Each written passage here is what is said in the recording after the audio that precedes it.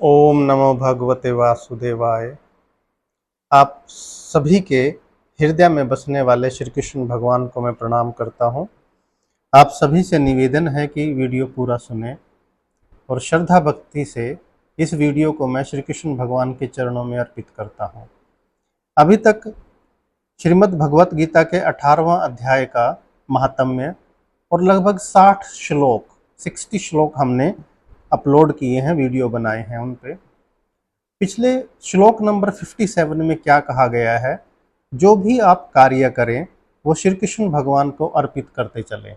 उसमें स्पष्ट रूप से एक लाइन लिखी हुई थी कि जो आप कार्य कर रहे हैं ना, हृदय में आप महसूस करें कि श्री कृष्ण भगवान हैं और निवेदन करिए कि इस विशेष कार्य के लिए श्री कृष्ण भगवान ने मुझे नियुक्त किया है। इस भाव से कार्य कीजिए, कार्य सफल भी होगा और उसका फल आप अर्पित करें श्री कृष्ण भगवान को। श्लोक नंबर 60 तक हमने ये भी देखा कि अर्जुन को निर्देश और आदेश हुआ कि आप युद्ध करिए, लेकिन अर्जुन फिर भी नहीं मान रहा था। तो अर्जुन को कहा गया कि आप अपने जो क्षत्रिय वंश का स्वभाव है उसके अनुसार युद्ध तो करोगे ही, तो मेरा उपदेश मानकर क्यों ना किया जाए। इससे क्या होगा? आपको सद्गति प्राप्त होगी, आप वैकुंठ धाम में मेरे पास आओगे। आगे देखते हैं श्लोक नंबर 61 से श्री कृष्ण भगवान किस तरह से या अर्जुन को और अर्जुन के माध्यम से हम सभी को मार्गदर्शन कर रहे हैं। श्लोक नंबर 61। ईश्वरः सर्वभूतानां हृदये अर्जुन तिष्ठति ब्राह्म्यान् सर्वभूतानि यत्र रूढ़ानि मायया। हे अर्जुन, परमेश्वर प्रत्येक जीव के हृदय में स्थित है और भौतिक शक्ति से निर्मित यंत्र में सवार की भांति बैठे समस्त जीवों को अपनी माया से घुमा रहे हैं, भरमा रहे हैं। भगवान कृष्ण ने उपदेश दिया कि जीवात्मा यानी व्यक्ति ही सर्वे सर्वा नहीं है। स्वामी तो कौन है? श्री कृष्ण भगवान है। भगवान या स्वयं कृष्ण अंतर्यामी परमात्मा रूप में हृदय में स्थित होकर जीव को हमेशा निर्देश देते रहते हैं। शरीर परिवर्तन होते ही जीव यानी हर मनुष्य और अन्य जीव अपने विगत कर्मों को भूल जाते हैं। यानी जो पूर्व जन्म में कर्म किए थे हम उनको अक्सर भूल जाते हैं, लेकिन परमात्मा को भूत, वर्तमान और भविष्य ज्ञात रहता है, क्योंकि वो तो इसके ज्ञाता हैं। उसके समस्त कार्यों का साक्षी रहता है प्रभु। अतएव जीवों के सभी कार्यों का संचालन इसी परमात्मा के द्वारा होता है। आगे इसमें यह बताया गया है कि जो जीवात्मा है, जो आत्मा है, जिस शरीर को धारण करती है वो उसकी क्षमता के अनुसार ही कार्य करता है। इसमें एक बहुत अच्छा एग्जाम्पल और उदाहरण दिया गया है। आप देखते हैं बहुत सारी मोटर व्हीकल्स हैं, सबकी कैपेसिटी अलग अलग है। देखिए 1000 सीसी की जो कार है वो 1500 सीसी की कार से अच्छी नहीं हो सकती। ड्राइवर एक ही होगा, लेकिन 1000 सीसी कार को यानी छोटी कार को वो कम स्पीड में चलाएगा, लेकिन जब 1500 सीसी या 2000 सीसी की कार होगी वो खूब स्पीड में चलेगी, उसकी मजबूती भी ज़्यादा होगी। इसी तरह हर जीव की अपनी एक क्षमता है और उस क्षमता के अनुसार ही वह कार्य करता है। अब देखते हैं श्लोक नंबर 62 क्या है।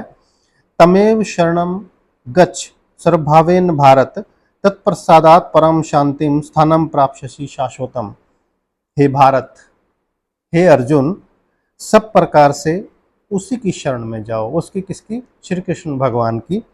उसकी कृपा से तुम परम शांति को तथा परम नित्यधाम को प्राप्त करोगे।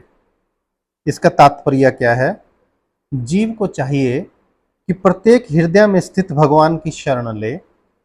इससे इस संसार के समस्त प्रकार से के जो दुख हैं उससे उसको छुटकारा मिलेगा।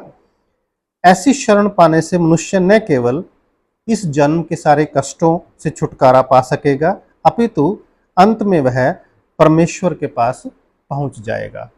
अब चलिए श्लोक नंबर 63 देखते हैं।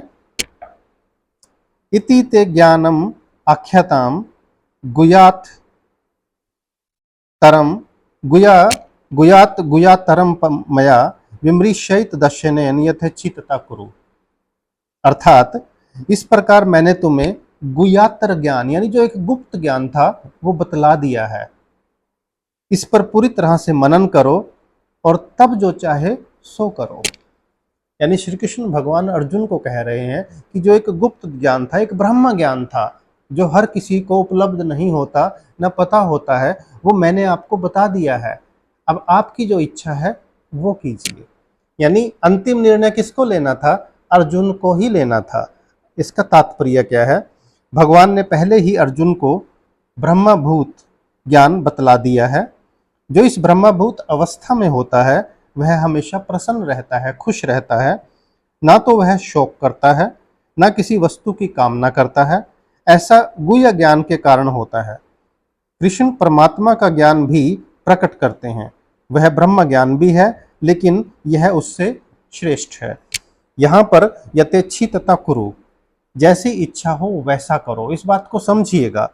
यह सूचित करता है कि ईश्वर जीव की यत्किंचित स्वतंत्रता में हस्तक्षेप नहीं करते।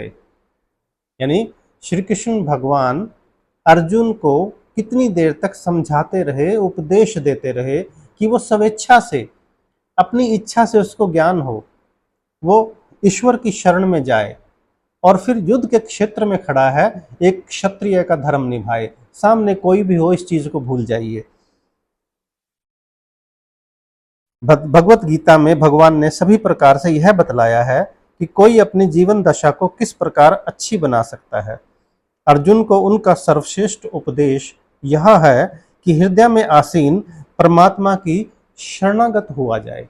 यानी अपना दिमाग इस्तेमाल क्यों कर रहे हैं आप एक क्षत्रिय हैं और क्षत्रिय स्वभाव से धर्म की रक्षा के लिए युद्ध करता है। तो मेरा उपदेश है कि आप धर्म की रक्षा कीजिए और युद्ध कीजिए और सब कुछ परमात्मा को अर्पित कीजिए। अब श्लोक नंबर 64 में क्या है, इसको देखते हैं। सर्वगुह्यात्मं भूयाः शृणु मे परमं वचः इष्टो असि में दृढ़मिति ततो वक्ष्यामि ते हितम्। क्योंकि तुम मेरे अत्यंत प्रिय मित्र हो। यहाँ अर्जुन के माध्यम से सभी को बताया गया है कि जो भी श्री कृष्ण भगवान की शरण में जाएगा, उसे श्री कृष्ण भगवान वैकुंठ धाम में एक मित्र की तरह उसका स्वागत करेंगे या उसको वहाँ मतलब शरणागत होंगे। क्योंकि तुम मेरे अत्यंत प्रिय मित्र हो, अतएव मैं तुम्हें अपना परम आदेश, जो सर्वाधिक गूढ़ ज्ञान है, गुप्त ज्ञान है, बता रहा हूं। इसे अपने हित के लिए सुनो। इसका तात्पर्य क्या है? अर्जुन को ब्रह्म ज्ञान तथा परमात्मा ज्ञान प्रदान करने के बाद भगवान अब उसे गुह्यात्म ज्ञान प्रदान कर रहे हैं। यह है भगवान के शरणागत होने का ज्ञान। यानी सारा ज्ञान दे दिया, लास्ट में जो दिया गया वो गुह्यात्मम, सर्वश्रेष्ठ जो ज्ञान दिया जा रहा है कि भगवान के चरणों में शरणागत हो जाइए आप। उसी आदेश को यहाँ पर भगवत गीता के सार के रूप में जोर देने के लिए दोहराया जा रहा है। यह सार सामान्य जन की समझ में नहीं आता, लेकिन जो कृष्ण को सचमुच अत्यंत प्रिय है, कृष्ण जी का शुद्ध भक्त है, वह समझ लेता है। सारे वैदिक साहित्य में ये सर्वाधिक महत्वपूर्ण आदेश है। इस प्रसंग में जो कुछ कृष्ण कहते हैं वह ज्ञान का सर्वाधिक महत्वपूर्ण अंश है और इसका पालन न केवल अर्जुन द्वारा होना चाहिए अपितु समस्त जीवों द्वारा होना चाहिए। अब इस वीडियो का अंतिम श्लोक देखेंगे। श्लोक नंबर 65 क्या कहा गया है? मन मना भव मद भक्तो मध्याजी माम नमस्कुरु मामे वैश्यसी सत्यम ते प्रतिजानी प्रियोवसी में। सदैव मेरा चिंतन करो। श्री कृष्ण कह रहे हैं अर्जुन को, और अर्जुन के माध्यम से हम सबको, सदैव मेरा चिंतन करो, मेरे भक्त बनो, मेरी पूजा करो, मुझे प्रणाम करो, नमस्कार करो। इस प्रकार तुम निश्चित रूप से मेरे पास आओगे। मैं तुम्हें वचन देता हूँ क्योंकि तुम मेरे प्रिय मित्र हो। इसका तात्पर्य क्या है, इसकी कैसे व्याख्या की गई है? ज्ञान का गुह्यतम अंश है कि मनुष्य कृष्ण का शुद्ध भक्त बने, शुद्ध रूप से भक्त बने। सदैव उन्हीं का चिंतन करे और उन्हीं के लिए कर्म करे। उन्हीं का चिंतन, उन्हीं की भक्ति, उन्हीं के लिए कर्म करे। व्यवसायिक ध्यानी बनना ठीक नहीं है। जीवन को इस प्रकार ढालना चाहिए कि कृष्ण का चिंतन करने का सदा अवसर प्राप्त हो। मनुष्य इस प्रकार कर्म करे कि उसके सारे नित्य कर्म कृष्ण के लिए हों। वह अपने जीवन को इस प्रकार व्यवस्थित करे कि 24 घंटे कृष्ण जी का ही चिंतन करे। और भगवान की यही प्रतिज्ञा है कि जो इस प्रकार कृष्ण भावना में होगा वह निश्चित रूप से श्री कृष्ण धाम को जाएगा और वहां साक्षात कृष्ण के सानिध्य में रहेगा। समझिए इस बात को। यह गुह्यतम ज्ञान अर्जुन को इसलिए बताया गया क्योंकि वह कृष्ण का प्रिय सखा है, मित्र है। जो कोई भी, अब इस आखिरी पंक्ति को ध्यान से सुने, जो कोई भी अर्जुन के पथ का अनुसरण करता है वह कृष्ण का प्रिय सखा बनकर अर्जुन जैसे ही सिद्धि प्राप्त कर सकता है। तो ये थे इस वीडियो के आज के 5 श्लोक। उम्मीद है आपने पूरी श्रद्धा, पूरी भक्ति से सुने हैं। आप सभी का बहुत बहुत धन्यवाद। अभी तक अगर चैनल को सब्सक्राइब नहीं किया तो इसको सब्सक्राइब अवश्य कीजिए। इस चैनल पर आपको बहुत सारे शिव पुराण के अध्याय, श्रीमद् भगवत गीता का हर अध्याय, उसके सभी श्लोक, उनकी एक व्याख्या, जैसे भी श्री कृष्ण भगवान का आदेश होगा मेरी क्षमता के अनुसार मैं प्रस्तुत कर रहा हूँ। जुड़े रहिए, stay connected, improve your knowledge. जय श्री कृष्ण।